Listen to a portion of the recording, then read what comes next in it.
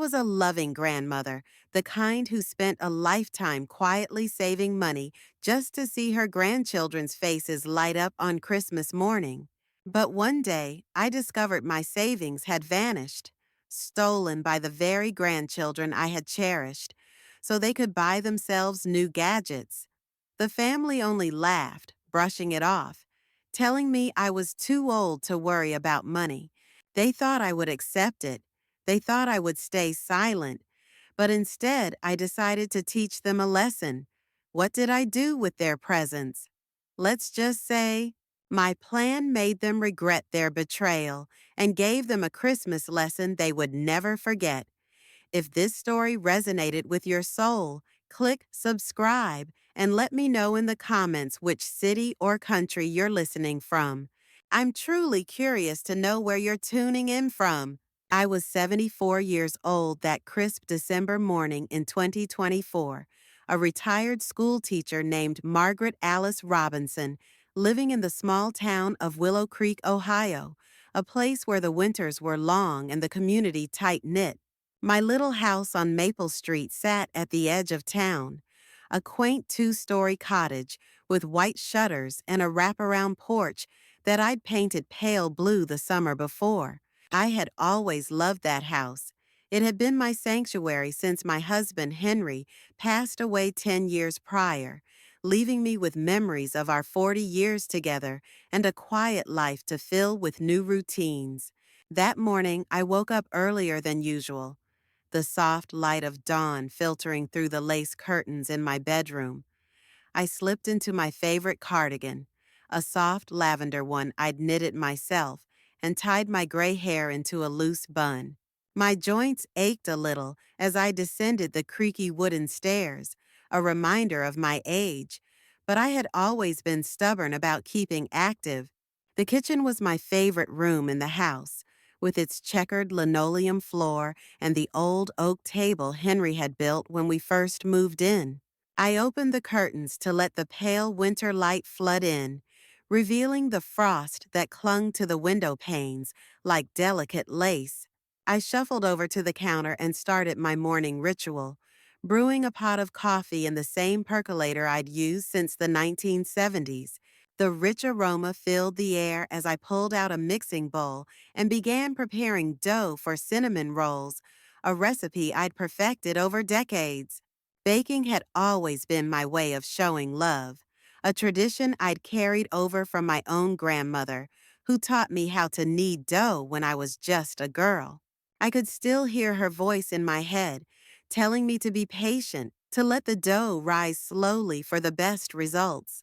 As I worked, I hummed an old hymn, Silent Night, my fingers moving with the muscle memory of countless mornings, just like this one. On the wall above the sink hung a gallery of photographs, each one a snapshot of the life I'd built. There was a black and white picture of Henry and me on our wedding day in 1965, my veil fluttering in the breeze as we smiled at each other. Another photo showed our daughter, Linda, as a toddler, her chubby hands reaching for a daisy in our backyard. But the pictures I cherished most were of my grandchildren, Sophie, who was 15, and Jake, who was 13. In one photo, taken 3 summers ago at the county fair, Sophie had her arm around Jake, both of them grinning with cotton candy smeared across their cheeks. I had taken them on the Ferris wheel that day, their laughter echoing as we reached the top, the whole of Willow Creek spread out below us like a patchwork quilt. I paused my baking to run my fingers over that photo, my heart swelling with a familiar ache. Sophie and Jake had been the light of my life since the day they were born. I remembered the late nights I'd spent rocking them to sleep when Linda was too exhausted. The afternoons we'd spent in my garden planting sunflowers, their small hands digging into the soil beside mine. As a school teacher, I had always believed in the power of teaching through love and patience, and I'd poured that same energy into my grandchildren. I taught Sophie how to read using my old collection of Nancy Drew books, her eyes wide with wonder as we unraveled mysteries together. With Jake, I'd spent hours building model airplanes, his face lighting up each time we finished one, and hung it from his bedroom ceiling. But lately, things had changed. I couldn't quite put my finger on when it started, but Sophie and Jake had grown distant. They used to visit every weekend, bounding through my front door with stories about school and their friends. But now weeks would pass without a single call. I tried not to let it bother me. I knew teenagers were busy, caught up in their own worlds, but the silence stung more than I cared to admit. I missed their laughter, the way the house felt alive when they were here. I turned back to my dough, rolling it out on the counter with a wooden rolling pin that had belonged to my mother. I had been saving up for something special for Sophie and Jake this Christmas, a tradition I'd kept since they were little. Every year, I'd set aside a little money from my pension, tucking it away in an old biscuit tin I kept under my bed. This year, I had nearly $4,000 saved up, enough to buy Sophie a tablet she'd been eyeing at the mall and Jake a skateboard. I wanted this Christmas to be memorable, a way to remind them of the bond we shared, even if they seemed to be drifting away. As I sprinkled cinnamon and sugar over the dough, I glanced out the window at the snow-dusted garden. My sunflowers had long since wilted, but the bird feeder I'd hung on the oak tree was bustling with chickadees, their tiny wings fluttering as they pecked at the seeds. I smiled, thinking of how Jake used to sit on the porch with me, counting the birds and naming them, always something silly like Mystery Feathers or Captain Beak. Those memories felt so far away now, but I held on to them tightly, hoping this Christmas would bring us closer again. I slid the cinnamon rolls into the oven, the warmth filling the kitchen as I wiped my hands on my apron. The house was quiet except for the ticking of the grandfather clock in the hallway, a steady rhythm that had kept me company through many lonely mornings. I poured myself a cup of coffee and sat at the table, watching the steam rise in lazy curls. I couldn't shake the feeling that something wasn't right, a nagging worry that had been growing for weeks. But I pushed it aside, telling myself I was just being an old fool, worrying over nothing. I had no idea how wrong I was, or how that day would change everything. I had just finished cleaning up the kitchen that chilly December afternoon in 2024, the scent of freshly baked cinnamon rolls still lingering in the air of my small home. I had spent the morning preparing for what I hoped would be a memorable Christmas for my grandchildren. My hands, though wrinkled and a bit shaky with age, still moved with purpose as I wiped down the counter, my mind already turning to the next task on my list. I wanted to check on the savings I had been carefully setting aside for Sophie and Jake, my 15-year-old granddaughter and 13-year-old grandson, who had always been the center of my world. I made my way upstairs, the wooden steps creaking beneath my slippers as I climbed to my bedroom. The room was a cozy haven, with a patchwork quilt on the bed that I had sewn myself decades ago, and a small bookshelf filled with the classics I used to teach, books like To Kill a Mockingbird and Pride and Prejudice. I knelt beside the bed, wincing slightly as my knees protested, and reached underneath to pull out an old biscuit tin I had repurposed years ago as a safe for my savings. The tin was a faded silver, decorated with a faint floral pattern, and I had always kept it hidden there, a secret spot I thought no one would ever find. Inside were the $4,000 I had saved over the years, a little at a time, from my modest pension. I had been so proud of that money, imagining the joy on Sophie and Jake's faces when I surprised them with the gifts I had planned. A new tablet for Sophie, who loved drawing, and a skateboard for Jake, who had been begging for one since last summer. I lifted the lid of the tin, expecting to see the neat stack of bills I had placed there just a few weeks ago, but my heart stopped when I saw nothing but the cold, empty metal bottom staring back at me. My hands trembled as I turned the tin upside down, as if the money might somehow be hiding in a corner. But it was gone, every last dollar. I sat back on my heels, my mind racing with confusion and disbelief. I had always been so careful, never telling anyone about my hiding spot, not even my daughter, Linda, who was Sophie and Jake's mother. But then a memory surfaced, sharp and unwelcome, of the previous weekend when Sophie and Jake had come over under the pretense of helping me decorate the house for Christmas. I had been so happy to see them that day, their rare visit filling my quiet home with the sound of their footsteps and the faint buzz of their teenage energy. Sophie had been scrolling on her phone, her long brown hair falling over her shoulder as she sat on my couch, while Jake had been rummaging through the pantry, claiming he was looking for snacks.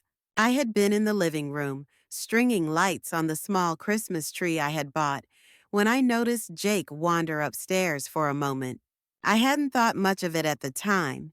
He often liked to explore the house, poking around in the attic or looking at the old model trains Henry and I used to collect. Sophie had even asked to borrow one of my recipe books, saying she wanted to try baking cookies for a school event, and I had happily obliged, pulling out my worn binder of handwritten recipes. They had stayed for a few hours, helping me hang a few ornaments before leaving abruptly, claiming they had plans with friends. I had waved them off from the porch, my heart warm with the hope that they were finally starting to reconnect with me. But now, as I sat on the floor of my bedroom with the empty tin in my lap, that warmth turned to ice. I realized with a sinking dread that they must have found the tin while I was distracted.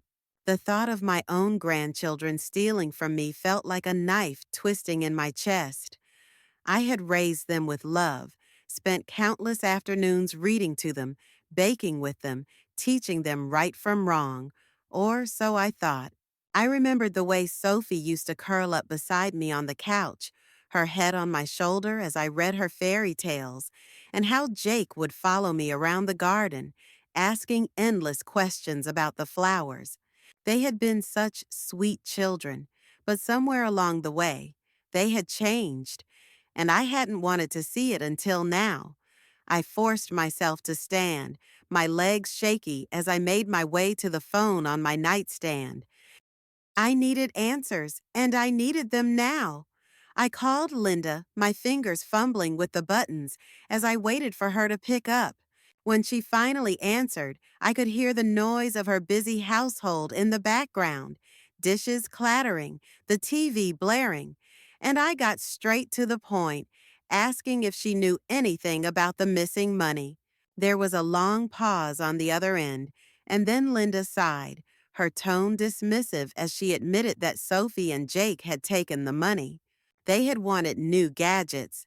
Sophie had her eye on a pair of wireless earbuds, and Jake wanted a video game he'd been talking about for weeks. Linda brushed it off, saying they were just kids being kids, and that I shouldn't make a big deal out of it since I didn't really need the money anyway. She even suggested I could save up again next year, as if that erased the betrayal. I hung up the phone, my hands shaking not with age, but with a mix of anger and heartbreak. I walked to the window and looked out at the snow-covered street, the Christmas lights twinkling on the houses across the way. Willow Creek had always been a place of warmth and tradition for me, but in that moment it felt colder than ever. I thought of the years I had spent teaching children the value of honesty, the countless lessons I had tried to instill in Sophie and Jake about gratitude and respect. I had given them so much, not just money, but my time, my love, my heart, and they had thrown it all away for a few shiny toys. I felt a tear slip down my cheek as I stood there, the empty tin still clutched in my hands, knowing that this betrayal would change everything.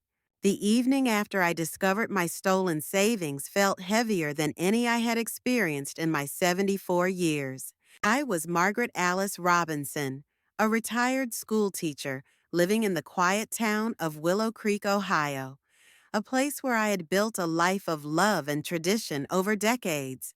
My small home on Maple Street, with its white picket fence and frost-kissed rose bushes, had always been a sanctuary, but that night it felt like a hollow shell.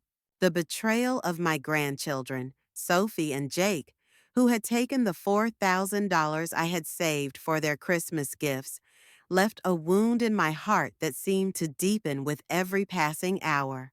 I needed to confront them, to understand why they had done this to me, but I also dreaded the thought of facing their indifference. I decided to call Sophie and Jake directly, hoping that hearing their voices might give me some clarity. I sat in my rocking chair in the living room, the same one I had rocked them in as babies, and picked up the old rotary phone that sat on the side table. My fingers hesitated as I dialed Linda's number, knowing that my grandchildren would likely be at her house, just a few streets away. When the call connected, I could hear the faint hum of their household in the background, Linda's radio playing country music, the clatter of dishes being washed. I asked to speak with Sophie first, my voice steady despite the storm inside me. When she came to the phone, I told her I knew about the money, that I had found the empty tin under my bed, and I asked her why she would do such a thing. I expected remorse, maybe even an apology, but instead I was met with a dismissive giggle that cut through me like a knife. She brushed off my words, saying I was too old to need money anyway, and that she and Jake deserved it more because they wanted new things for school. Before I could respond, she handed the phone to Jake, who echoed her sentiment, his tone casual as he told me I should just let it go because it wasn't a big deal. I hung up the phone, my hands trembling, feeling as though the children I had loved so fiercely had become strangers. The next day, I decided to face the family in person, hoping that seeing me might stir some guilt in them. Linda had invited me to a family dinner at her house, a weekly tradition we had kept for years, though I had been skipping the last few gatherings, feeling the growing distance between us. I bundled up in my heavy wool coat, the one with the red scarf Henry had given me on our 20th anniversary, and walked the short distance to Linda's house on Cedar Lane. The air was crisp, the sidewalks dusted with fresh snow, and the neighborhood glowed with Christmas lights strung along porches and wrapped around trees. Normally, the sight would have warmed me, reminding me of the many winters I had spent caroling with my students or decorating with my family. But that evening, I felt only a deep, aching loneliness. When I arrived at Linda's house, the warmth of her home contrasted sharply with the coldness I felt inside.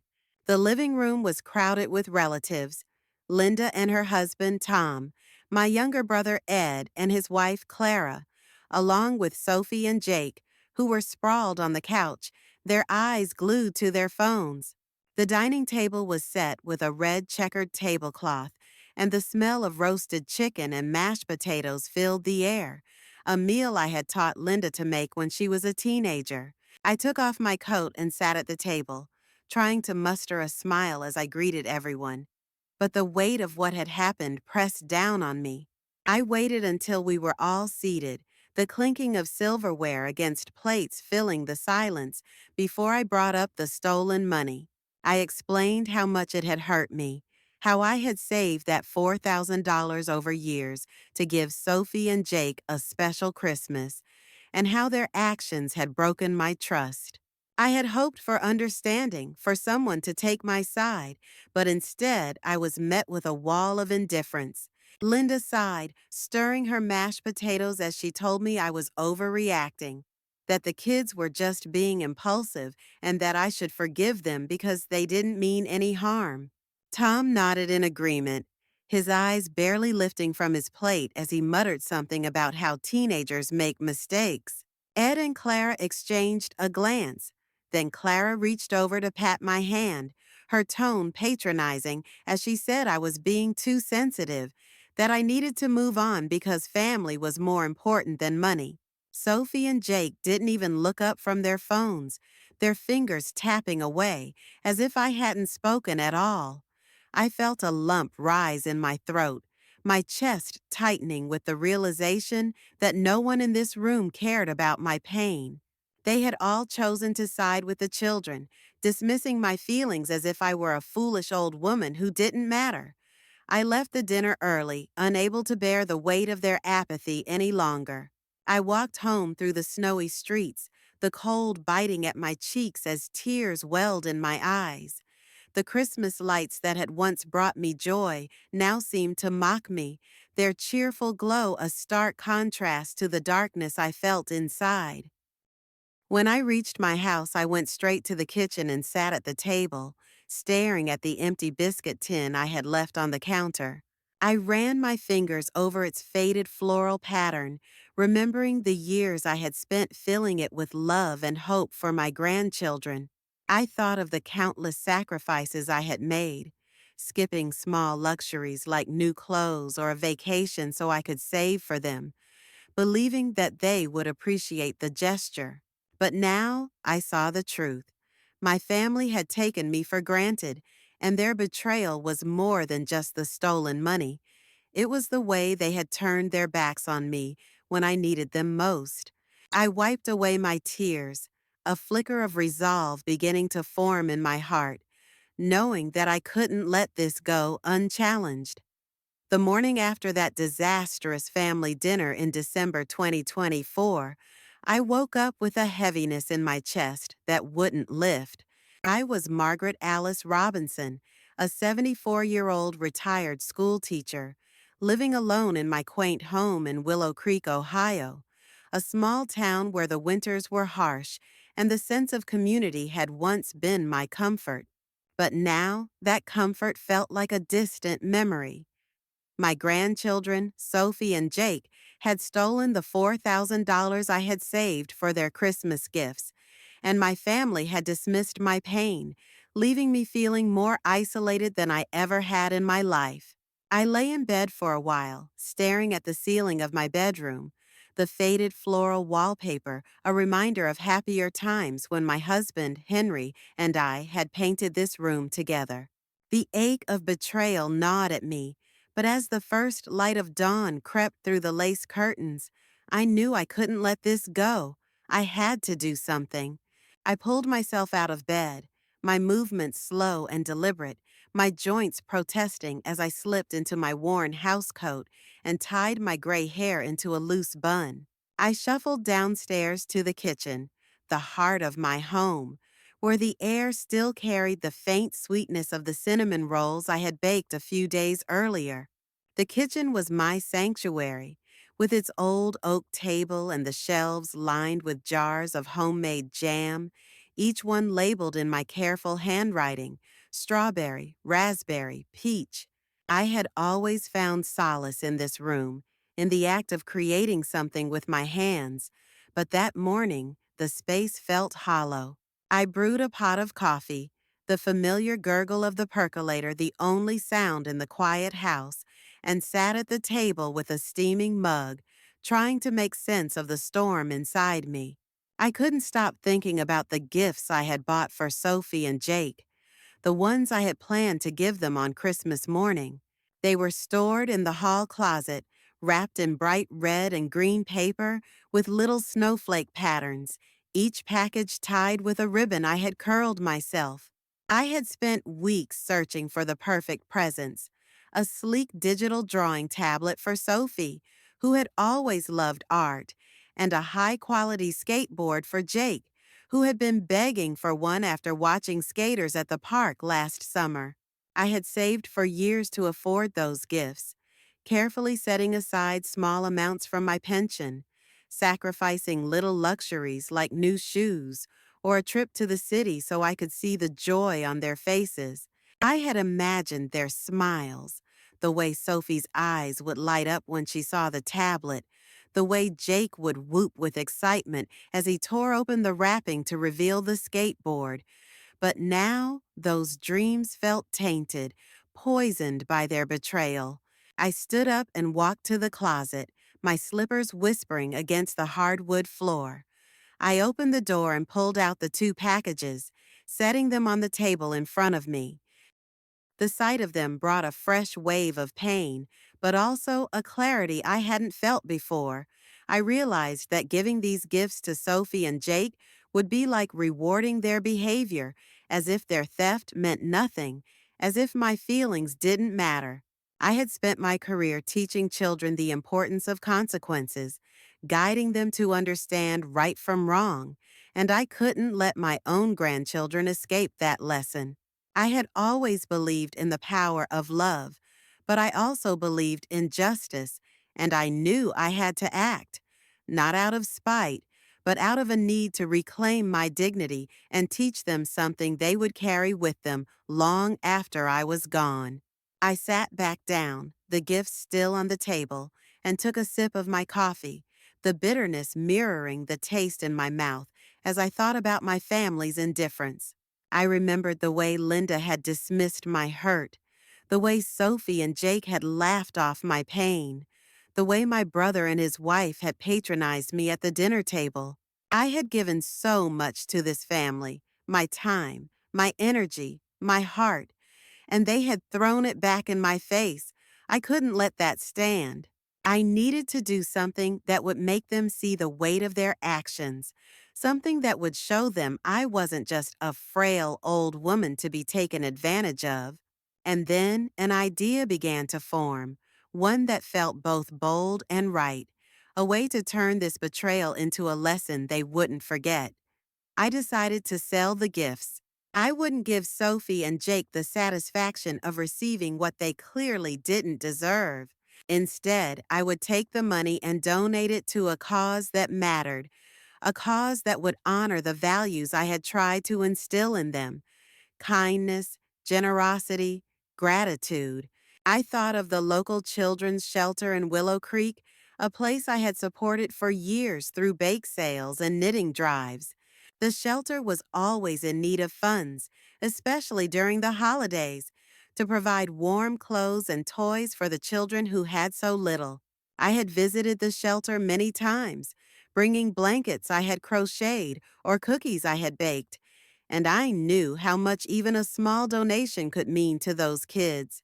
Selling the gifts would give me enough money to make a difference, and I could donate it in Sophie and Jake's names, a public gesture that would force them to face the consequences of their actions. I picked up the phone and called the shelter, my hand steady now as I spoke with the director, a kind woman named Ellen, who I had known for years. I told her about the gifts, a tablet worth $300 and a skateboard worth $150, and asked if they could help me sell them to raise funds for the shelter. Ellen was thrilled, saying they could auction the items at their upcoming holiday event, and she promised to send a thank you letter in Sophie and Jake's names, a detail I specifically requested. I hung up the phone, a sense of purpose settling over me like a warm blanket. I looked at the gifts one last time, running my fingers over the wrapping paper, and then placed them in a bag to drop off at the shelter later that day. For the first time since I had discovered the theft, I felt a spark of hope, a quiet strength that reminded me of the woman I had always been, one who didn't back down, who believed in doing what was right, even when it was hard. It was a brisk morning in mid-December 2024 when I set my plan into motion, a plan born from the pain of betrayal but fueled by a determination to reclaim my dignity. I was Margaret Alice Robinson, a 74-year-old retired school teacher living in Willow Creek, Ohio, a small town where the snow blanketed the streets and the air carried the scent of pine from freshly cut Christmas trees. My home on Maple Street, with its white shutters and frost-covered porch, had always been a place of warmth, but the recent actions of my grandchildren, Sophie and Jake, had left it feeling cold. They had stolen the $4,000 I had saved for their Christmas gifts, and after my family dismissed my hurt, I decided to sell the presents I had bought for them, a digital drawing tablet for Sophie and a skateboard for Jake, and donate the proceeds to a local children's shelter. I wanted them to learn a lesson, one that would sting but also teach them the value of gratitude and respect. I woke up early that morning, the sky still dark as I slipped into my warmest sweater, a soft gray one I had knitted years ago, and pulled on my heavy coat. My hands, though stiff with age, moved with purpose as I gathered the wrapped gifts from the hall closet where I had kept them. The packages were still pristine, their red and green wrapping paper adorned with snowflake patterns, the ribbons I had curled so carefully still intact. I placed them into a sturdy canvas bag, the weight of them a reminder of the love I had poured into choosing each one. I had spent weeks searching for the perfect gifts, imagining Sophie's delight at the tablet, which would let her draw the fantastical creatures she loved, and Jake's excitement over the skateboard, which he could use to race down the hill at the park. But now those dreams were gone, replaced by a resolve to turn this betrayal into something meaningful. I drove my old station wagon to the Willow Creek Children's Shelter, a modest brick building on the edge of town that I had supported for years. The shelter was a haven for children who had nowhere else to go, a place where I had often volunteered, bringing homemade cookies or knitted scarves to brighten their days. I parked in the small lot, the gravel crunching under my tires, and carried the bag inside, the cold air biting at my cheeks as I walked. The shelter was bustling with activity despite the early hour. Volunteers were setting up tables for their upcoming holiday event, and the sound of children's laughter echoed from the playroom. I met with Ellen, the shelter's director, a woman with kind eyes and a warm smile who I had known since my teaching days. I handed her the gifts, explaining my plan to sell them and donate the proceeds to the shelter. Ellen's face lit up with gratitude, and she assured me they could auction the items at their event that weekend, promising to send a thank you letter in Sophie and Jake's names, just as I had requested. The auction took place 2 days later, and I attended, sitting in the back of the shelter's community room as the event unfolded.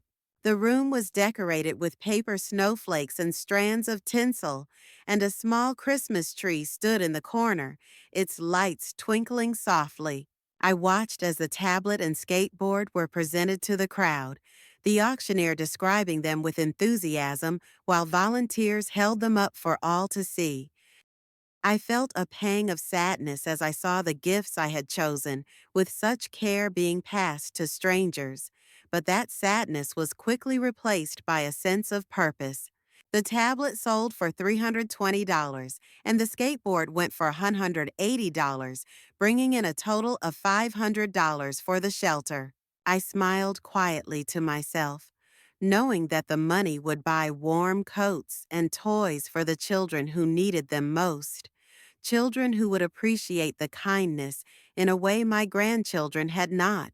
Back at home, I spent the next few days keeping myself busy, finding solace in the familiar rhythm of my routines. I pulled out my knitting needles and a skein of soft blue yarn, starting a new project, mittens for the shelter children.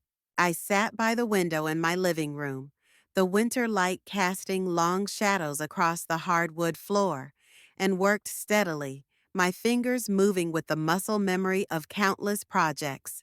Outside, the snow fell gently, covering the garden where I had once planted sunflowers with Sophie and Jake, their small hands digging into the soil beside mine. I thought of those memories as I knitted, but I also thought of the letter that would soon arrive at Linda's house, the one thanking Sophie and Jake for their generous donation. I imagined their faces when they opened it, the confusion and frustration they would feel, and I felt a quiet satisfaction knowing they would finally face the consequences of their actions. I also baked a batch of gingerbread cookies, shaping them into little stars and decorating them with white icing, a task that filled my kitchen with the warm scent of molasses and spices. I packaged the cookies in small tins, tying each one with a red ribbon, and set them aside to bring to the shelter later that week. I wanted to do more, to give more, because helping the shelter children had reminded me of why I had become a teacher in the first place: to make a difference, to show kindness, to teach through love. I looked around my home, at the photographs on the walls and the Christmas tree I had yet to decorate, and felt a spark of hope. I was taking back control, turning my pain into something good, and as I knitted and baked, I began to feel a lightness I hadn't felt in days.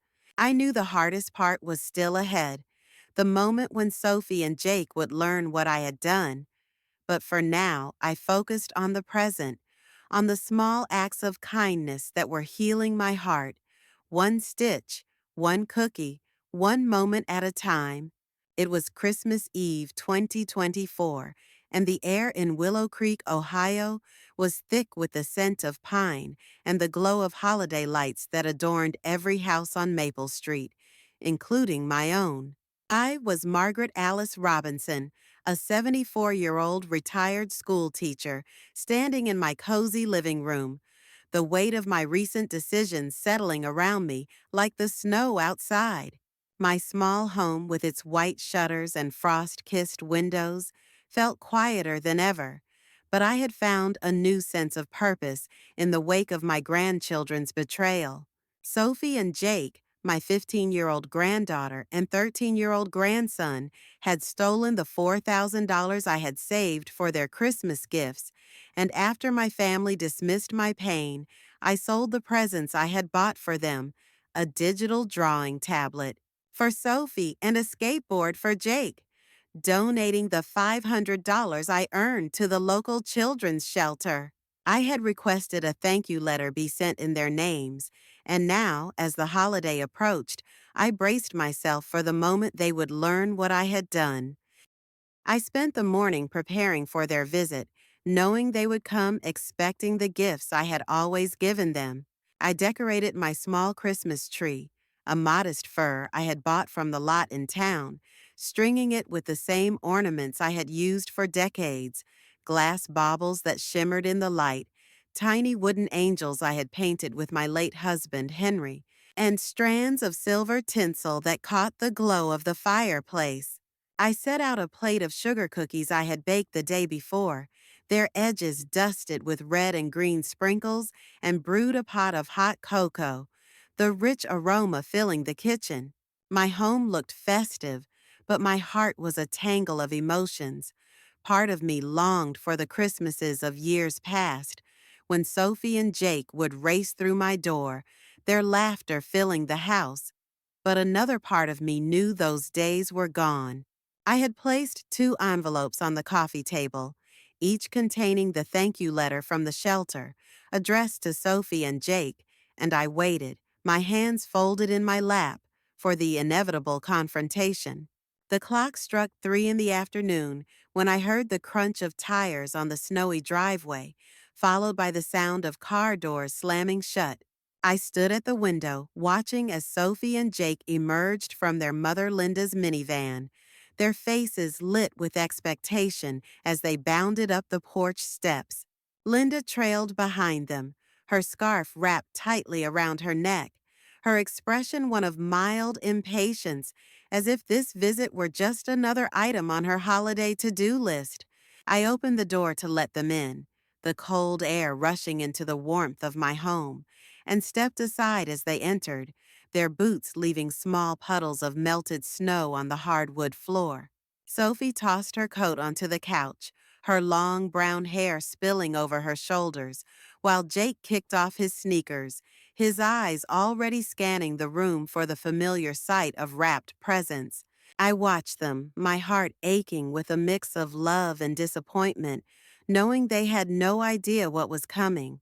I invited them to sit on the couch, the same one where I had read them stories when they were little, and handed each of them an envelope, my hand steady despite the storm of emotions inside me. I sat across from them in my rocking chair, the fire crackling in the background, and watched as they tore open the envelopes, their expressions shifting from curiosity to confusion to anger.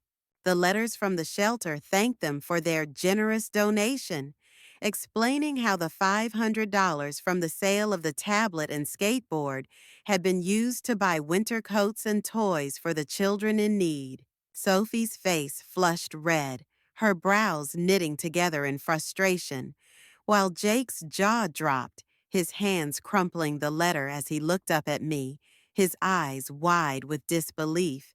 Linda, who had been standing near the doorway, stepped forward to read over their shoulders, her own expression darkening as she realized what I had done.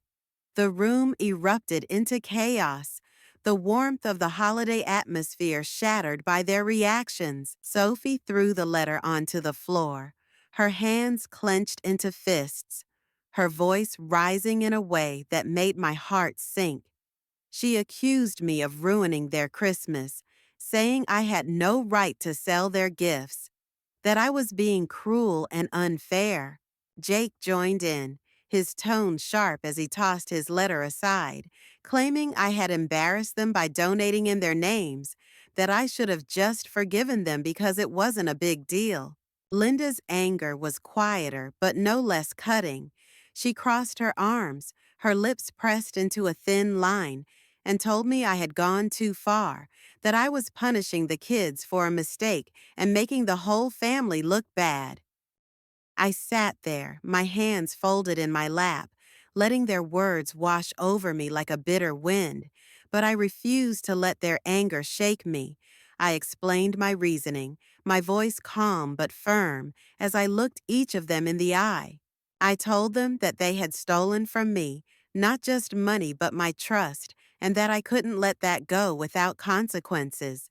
I reminded them of the years I had sacrificed to save that money, of the love I had poured into choosing those gifts, and how their actions had broken my heart.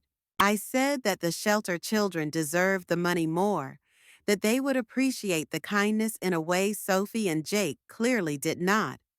I suggested they leave if they couldn't accept what I had done, my words hanging in the air like a challenge. Sophie stormed out first, grabbing her coat and slamming the door behind her, followed by Jake, who muttered something under his breath as he shoved his feet into his sneakers. Linda lingered for a moment, her eyes searching mine, but she said nothing more before following her children out into the snowy evening, the door closing with a soft thud that echoed in the now silent house. I sat back in my chair, the fire casting flickering shadows on the walls, and let out a long breath I hadn't realized I was holding. The plate of cookies sat untouched, the cocoa growing cold in its pot, and the Christmas tree lights seemed to glow a little dimmer. I felt a pang of sadness for the family I had lost, for the grandchildren who had once been my joy, but I also felt a quiet strength, a certainty that I had done the right thing. I had stood up for myself, something I hadn't realized I needed to do until that moment, and as I watched the snow fall outside, I knew that this Christmas, though painful, was the beginning of a new chapter for me. It was Christmas Day 2024, and the snow outside my window in Willow Creek, Ohio, sparkled under the pale morning sun, casting a serene glow over the quiet streets of my small town. I was Margaret Alice Robinson, a 74-year-old retired school teacher, sitting in my cozy home on Maple Street, a place that had once been filled with the laughter of my grandchildren, but had recently become a battleground for my dignity. My grandchildren, Sophie and Jake, had stolen the $4,000 I had saved for their Christmas gifts, and after my family dismissed my pain, I sold the presents I had bought for them, a digital drawing tablet for Sophie and a skateboard for Jake, donating the $500 I earned to the local children's shelter. I had faced their anger the night before, their accusations ringing in my ears, but as I woke up that morning, I felt a lightness in my heart, a sense of triumph that I hadn't expected to feel. I rose early, the house still quiet except for the soft ticking of the grandfather clock in the hallway, a steady rhythm that had kept me company through many solitary mornings. I slipped into my favorite robe, a soft blue one with tiny embroidered daisies, and made my way to the kitchen to brew a pot of coffee. The familiar ritual grounded me, the rich aroma filling the air as I looked out the window at my snow-covered garden. The bird feeder I had hung on the oak tree was bustling with chickadees, their tiny wings fluttering as they pecked at the seeds, and I smiled, remembering how I used to watch them with Sophie and Jake when they were younger. But those memories no longer brought the same pang of sadness. They were part of a past I was learning to let go of, a past I was determined to move beyond. I had decided to spend the day at the Willow Creek Children's Shelter, a place that had become a new source of joy for me in the wake of my family's betrayal. I gathered the tins of gingerbread cookies I had baked earlier in the week, each one carefully packed with star-shaped treats I had decorated with white icing, and placed them into a wicker basket. I also brought a small bundle of mittens I had knitted, their soft blue yarn warm and cozy, a gift for the children who had so little. I dressed warmly in my heavy wool coat and a knitted scarf, the cold air biting at my cheeks as I stepped outside and loaded the basket into my old station wagon. The drive to the shelter was short, the streets of Willow Creek quiet on Christmas morning, the houses glowing with holiday lights that seemed to wink at me as I passed.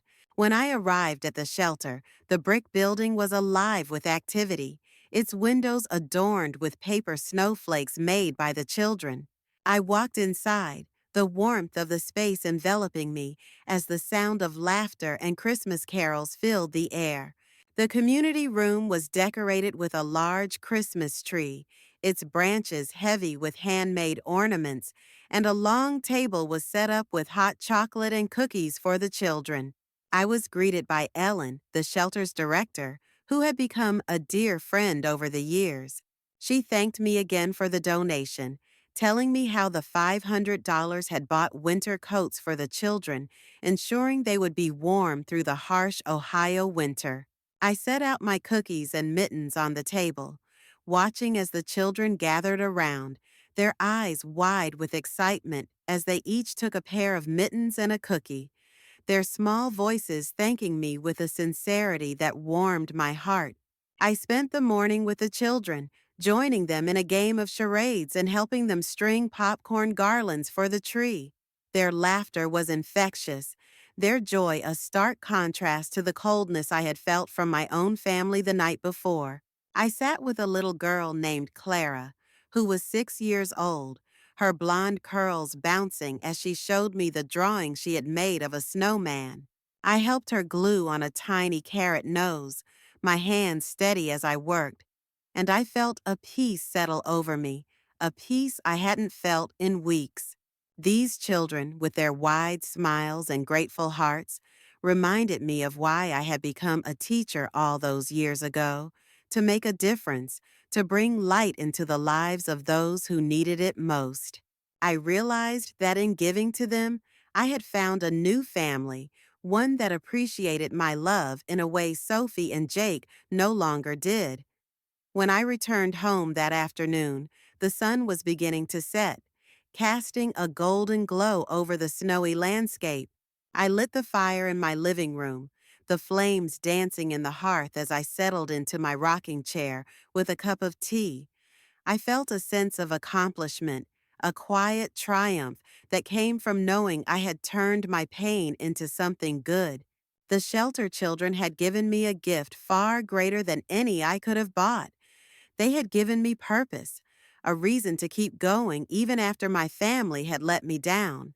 I thought of Sophie and Jake, wondering if they would ever understand the lesson I had tried to teach them, but I no longer felt the need to prove myself to them. I had reclaimed my dignity, my strength, and as I watched the snow fall outside, I knew I was no longer the broken woman they had tried to make me feel like. I pulled a small notebook from the drawer of my side table and began to write, jotting down my thoughts about the day, about the children at the shelter, about the new path I was carving for myself. I wrote about the importance of standing up for oneself, of not letting betrayal define you, and as I wrote, I felt a weight lift from my shoulders. I looked around my home, at the Christmas tree with its twinkling lights, at the photographs on the walls that now seemed like relics of a different time, and I smiled. I had found a new kind of happiness, one that didn't depend on the approval of others, and for the first time in a long while, I felt truly at peace, ready to face whatever the future might bring.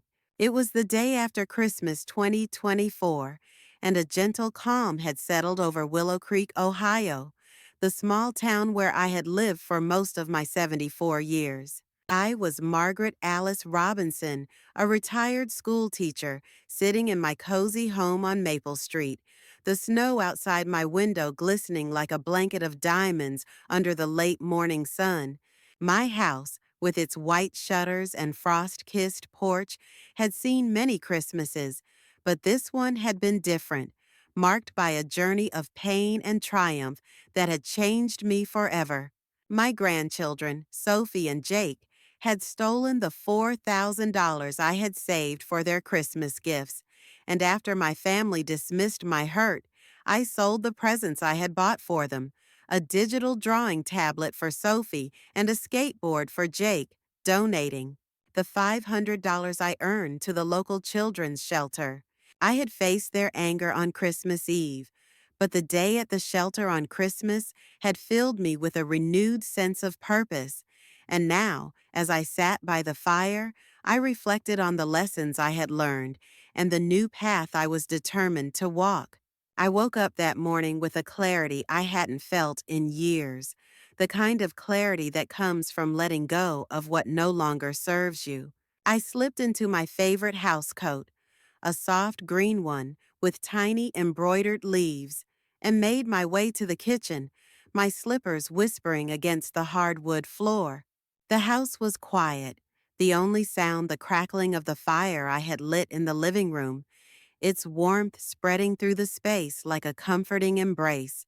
I brewed a pot of tea, chamomile with a hint of honey, and poured it into my favorite mug, a ceramic one painted with daisies that my late husband, Henry, had given me on our 30th anniversary. I carried the mug to the window and looked out at my garden, the snow covering the flower beds where I had once planted tulips with Sophie and Jake, their small hands eager to help as they dug into the soil. Those memories, once so precious, now felt like a chapter I was ready to close, a chapter that had ended with their betrayal, but had opened the door to something new. I decided to spend the day organizing my home, a task I had been putting off for months, but now felt compelled to tackle. I started in the living room, pulling down the old photographs that lined the walls, the ones that captured happier times with my family. There was a picture of Sophie at 5, her face smeared with chocolate as we baked cookies together, and one of Jake at 7, holding a model airplane we had built, his grin wide with pride. I had cherished those photos for years, but now they felt like reminders of a past I needed to let go of. I carefully placed them into a box, not out of anger, but out of a need to make space for the future. I replaced them with new photographs I had taken at the shelter the day before, snapshots of the children I had met, their smiles bright as they held the mittens I had knitted for them, their laughter captured in a moment of pure joy. I hung these new pictures on the wall, their presence a symbol of the new family I had found, a family that appreciated my love in a way my grandchildren no longer did. I moved to the kitchen next, pulling out my recipe book, a worn binder filled with handwritten notes I had collected over decades. I flipped through the pages, each one a memory of meals I had cooked for my family, pot roasts for Sunday dinners, pies for Thanksgiving, cookies for Christmas. But as I turned the pages, I realized I wanted to create something new, something that reflected the person I was becoming. I took a fresh sheet of paper and began writing a recipe for the gingerbread cookies I had made for the shelter children, adding a note about how their joy had inspired me. I decided I would make this a tradition, baking for the shelter every Christmas, a way to honor the lesson I had learned that love should be given where it is valued, that kindness should be shared with those who appreciate it. I spent the afternoon knitting, my needles clicking rhythmically as I worked on a new scarf. This one, a deep red, a color that reminded me of the holly berries that grew in my garden. I sat by the window, the winter light casting a soft glow over my work, and thought about the journey I had been on. I had spent so much of my life giving to my family, pouring my heart into my daughter Linda and my grandchildren Sophie and Jake, believing that love was enough to keep us connected. But their betrayal had shown me that love without respect was hollow, that I deserved better than to be taken for granted. I had taught children for decades the importance of integrity, of consequences, and I had finally applied that lesson to my own life. By selling the gifts and donating the money, I had stood up for myself, showing Sophie and Jake that their actions had consequences, that they couldn't treat me as if I didn't matter. As the sun began to set, I lit the candles on my mantel, their flickering flames casting a warm glow over the room. I sat in my rocking chair, the scarf I had been knitting draped over my lap, and looked at the new photographs on the wall. I thought of the children at the shelter, Clara with her blonde curls, little Tommy who had hugged me so tightly, the others whose names I was just beginning to learn. They had given me a gift far greater than any I could have bought, a sense of belonging, a reminder that I still had so much to give. I realized that this Christmas, though painful, had been a turning point for me, a chance to redefine what family meant, to find joy in new connections, to live on my own terms. I sipped my tea, the warmth spreading through me as I watched the snow fall outside, each flake a quiet promise of a fresh start. I knew that Sophie and Jake might never fully understand the lesson I had tried to teach them, that Linda might never see my side, but that no longer mattered. I had found my own peace, my own happiness, and as I sat there, surrounded by the glow of the candles and the warmth of the fire, I felt a quiet strength, a certainty that I was exactly where I was meant to be.